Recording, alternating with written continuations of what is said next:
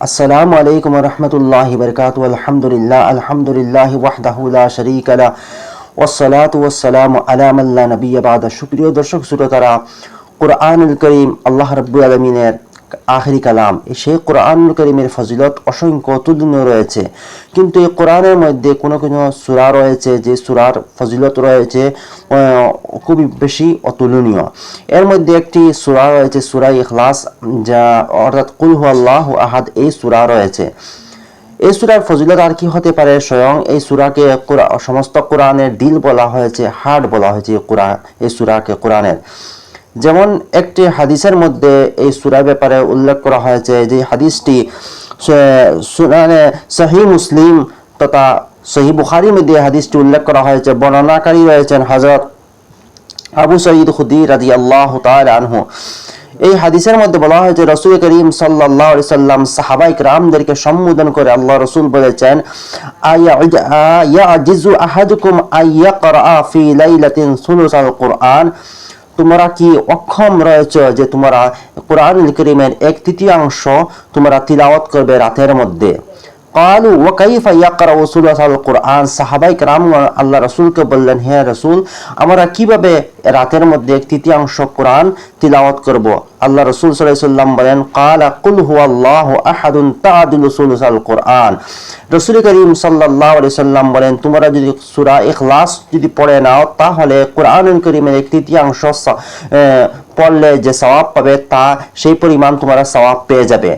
তাহলে বোঝা যায় যে কুরআনুল কারীমের সওয়াব কতটুকু রয়েছে, যে কুরআনুল কারীমের 1/3 পড়ার সওয়াব একবার আপনি সূরা ইখলাস অর্থাৎ কুল হুয়াল্লাহ পড়েন যদি, তাহলে পেয়ে যাবেন। এর দ্বারা বোঝা যায় যে কুরআনুল কারীমের মধ্যে সূরা ইখলাসের ফজিলত কতটুকু রয়েছে। যেহেতু কোরআনকে 3 ভাগে বিভক্ত করা হয়েছে, যেমন রয়েছে প্রথম ভাগ যেটা রয়েছে যে কাসাস, আহকাম, তৌহিদ, এই 3 ভাগে রয়েছে, কিন্তু সূরা ইখলাসের মধ্যে সম্পূর্ণ তৌহিদ অর্থাৎ আল্লাহর একত্ববাদী যেটা রয়েছে সেটা সূরা ইখলাসের মধ্যে ভরপুর রয়েছে।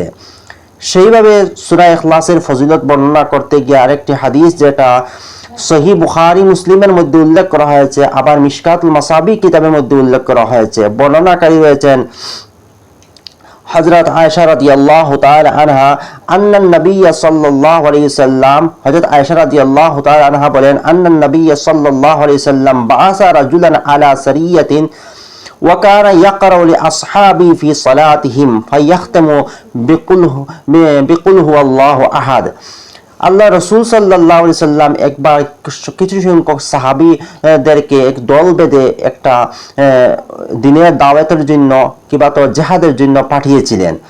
তখন ওনাদের মধ্যে একজন সাহাবাকে আল্লাহ রাসূল সাল্লাম আমির বানিয়ে দিয়েছিলেন, অর্থাৎ উনি ইমামতি করবেন এবং আমির থাকবেন। সেই সাহাবী যখন ইমামতি করেন, যখন বাকি সাহাবায়ে কিরামদেরকে নামাজ পড়ান, তখন সূরা ফাতিহা পড়েন, এরপরে যে কোনো একটা সূরা তিলাওয়াত করেন, কিন্তু সবশেষে কুল হুয়াল্লাহ অর্থাৎ সূরা ইখলাস পড়েন। সমস্ত সাহাবায়ে কিরাম লক্ষ্য করলেন উনার এই আমলটা। ফালাম্মা রাজাউ যাকারু যালিকা লিন-নবী সাল্লাল্লাহু আলাইহি সাল্লাম। সমস্ত সাহাবায়ে কিরাম যখন ফিরে আল্লাহ রাসূলের কাছে আসলেন, তখন এই ব্যাপারটা হুজুর সাল্লাল্লাহু আলাইহি সাল্লামের কাছে তুলে ধরলেন। ফাকালু সালু লিআইয়ি শাইইন ইয়াসনাউ যালিক। তখন আল্লাহ রাসূল সাল্লাল্লাহু আলাইহি সাল্লাম সাহাবায়ে কিরামদেরকে বললেন, তোমরা তাকে জিজ্ঞাসা করবে যে সে এইরকম আমল কেন করে। ফাসআলুহু, সবাই মিলে ওই সাহাবীকে জিজ্ঞাসা করলেন, আপনি এরকম আমল কেন করেন? ফাকালা লিআন্নাহা সিফাতুর রহমান। ওই সাহাবী বললেন যে সূরা ইখলাস হচ্ছে আল্লাহ রাব্বুল আলামিনের গুণ, অর্থাৎ রহমানের সিফত আল্লাহ রাব্বুল আলামিনের গুণ। ওয়া আনা উহিব্বু আন আকরাআহা, আমি পছন্দ করি যে আমি সূরাকে তিলাওয়াত করব। আমার ভালো লাগে এই সূরাটা তিলাওয়াত করতে, এই জন্য যেহেতু এটা আল্লাহ রাব্বুল আলামিনের সিফত আর রহমানের সিফত, এই জন্য আমার ভালো লাগে এই সূরাটা তিলাওয়াত করতে। ফাকালান নবী সাল্লাল্লাহু আলাইহি সাল্লাম, রাসূল করিম সাল্লাল্লাহু আলাইহি সাল্লাম বললেন, আখবিরুহু আন্নাল্লাহা ইউহিব্বু।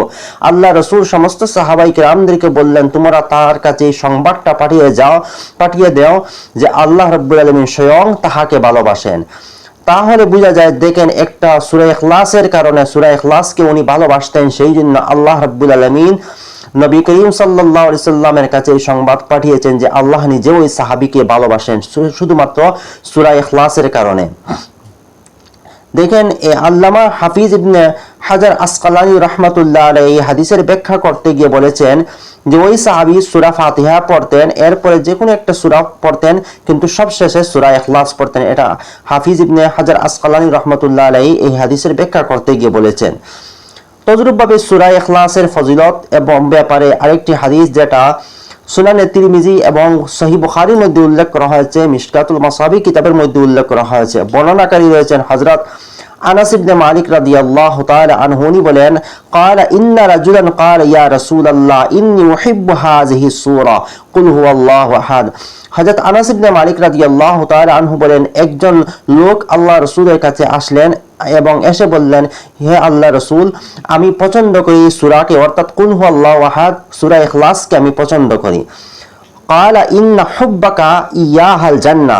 আল্লাহ রাসূল সাল্লাল্লাহু আলাইহি সাল্লাম বলেন, নিশ্চয় তোমার ভালোবাসা এই সূরাকে তোমাকে জান্নাত পর্যন্ত পৌঁছে দিবে। অর্থাৎ আল্লাহ রাসূল সাল্লাল্লাহু আলাইহি সাল্লাম বলেন, এই সূরাকে যেহেতু তুমি ভালোবাসো সেই জন্য এই সূরাই তোমাকে জান্নাতের মধ্যে প্রবেশ করিয়ে দিবে।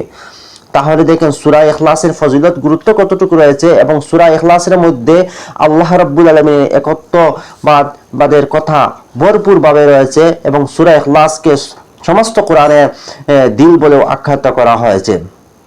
আরেকটি হাদিস যেটা উল্লেখ করা হয়েছে সুনানে তিরমিজির মধ্যে তথা সুনানে দারমির মধ্যে, ইমাম দারমি রাহমাতুল্লাহ উল্লেখ করেছেন। বর্ণনাকারী রয়েছেন হযরত আনাস ইবনে মালিক রাদিয়াল্লাহু তাআলা আনহু, উনি বলেন আনিন নবী সাল্লাল্লাহু আলাইহি ওয়াসাল্লাম قال من قرأ كل يوم 100 مرة قل هو الله احد محي عنه ذنوب 50 سنة الا ان يكون عليه دين।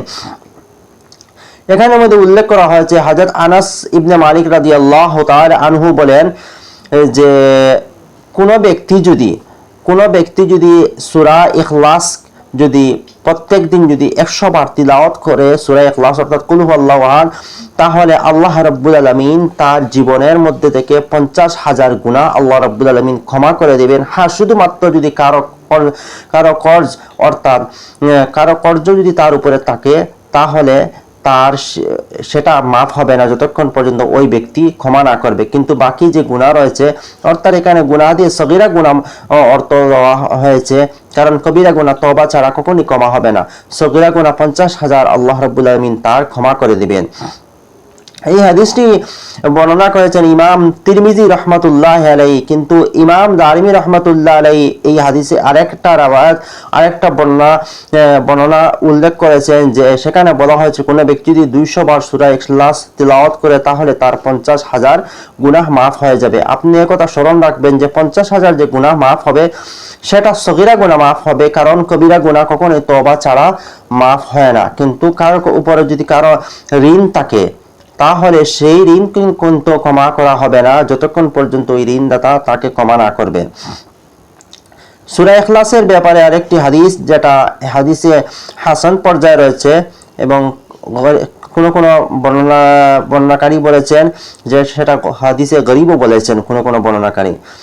এটা ইমাম তিরমিজি রাহমাতুল্লাহ আলাইহি থেকে বর্ণিত। হযরত ইমাম তিরমিজি রাহমাতুল্লাহ আলাইহি সুনানে তিরমিজির মধ্যে হাদিসটি উল্লেখ করেছেন। বর্ণনাকারী হচ্ছেন হযরত আনাস ইবনে মালিক রাদিয়াল্লাহু তাআলা আনহু, উনি বলেন মান আরাদা আইয়ানামা আলা ফিরাশি ফানামা আলা ইয়ামিনিহি সুম্মা ক্বারা 100 মাল্লাতিন কুল হুয়াল্লাহু আহাদ। এখানে মধ্যে আল্লাহ রাসূল সাল্লাল্লাহু আলাইহি ওয়াসাল্লাম বলেছেন, যখন কোন ব্যক্তি এই উদ্দেশ্য করবে যে বিছানার মধ্যে শোয়ার জন্য যাবে এবং সে ডান কোণে শুয়ে সূরা ইখলাস যদি 100 বার তিলাওয়াত করে, অর্থাৎ কুল হুয়াল্লাহ যদি 100 বার তিলাওয়াত করে, ইজা কানা ইয়াউমুল কিয়ামাতি ইয়াকুলু লাহু রাব্বু ইয়া আবদি উদখুল আলা ইয়ামিনিকাল জান্নাহ। এখানে বলা হয়েছে কোন ব্যক্তি যদি বিছানার মধ্যে যখন শুয়ে যাবে, ডান কোণে শুয়ে যাবে এবং 100 বার যদি সূরা ইখলাস তিলাওয়াত করে, কুল হুয়াল্লাহ তিলাওয়াত করে, তাহলে কিয়ামতের দিন আল্লাহ রাব্বুল আলামিন তাকে সম্বোধন করে বলবেন, হে আমার গোলাম, তুমি আমার ডান দিকে আমার জান্নাতের মধ্যে প্রবেশ করে নাও।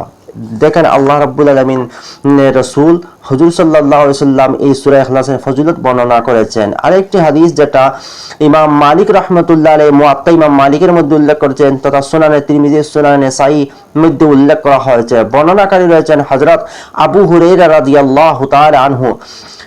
উনি বলেন আন্নান নবী সাল্লাল্লাহু আলাইহি ওয়াসাল্লাম সামিয়া রাজুলান ইয়াকরাউ কুল হুয়াল্লাহু আহাদ। হুজুর সাল্লাল্লাহু আলাইহি সাল্লাম একজন ব্যক্তিকে শুনলেন সূরা ইখলাস তিলাওয়াত করতে। আল্লাহ রাসূল বলেন ফাকালা ওয়াজাবাত। রাসূল করিম সাল্লাল্লাহু আলাইহি সাল্লাম বলেন তোমার জন্য ওয়াজিব হয়ে গিয়েছে। কুলতু আমা ওয়াজাবাত। উনি বললেন হে আল্লাহ রাসূল আমার জন্য কি ওয়াজিব হয়ে গিয়েছে? আল্লাহ রাসূল বলেন কালা আল জান্নাত। রাসূল করিম সাল্লাল্লাহু আলাইহি সাল্লাম বলেন তোমার জন্য জান্নাত ওয়াজিব হয়ে গিয়েছে। এর দ্বারা বোঝা যায় যে সূরা ইখলাসের ফজিলত কতটুকু রয়েছে। সূরা ইখলাসের ফজিলত অতুলনীয় রয়েছে, যেহেতু এই সূরা ইখলাসকে সমস্ত কোরআনের কলব অর্থাৎ হাড় বলা হয়েছে।